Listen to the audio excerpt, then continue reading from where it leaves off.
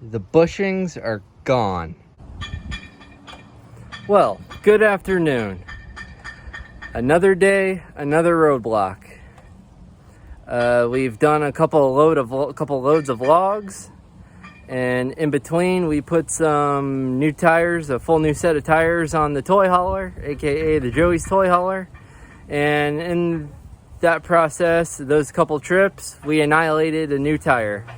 So we did some digging, and lo and behold, the equalizer bushings and the bushings in the leaf springs are gone, shot.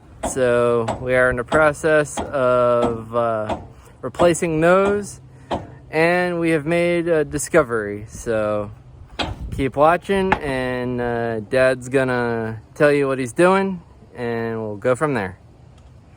And before we do that, let me invite you to hit that subscribe button, smack that notification bell so you don't miss any future content, and subscribing will help our channel grow. So thanks for watching. As I stated earlier, the bushings are gone, shot, toast. And okay, so that's that. And here's the leaf spring. Yeah, that's not real good either, so Dad's gonna use his experience, and by the time we're done, it should be fixed.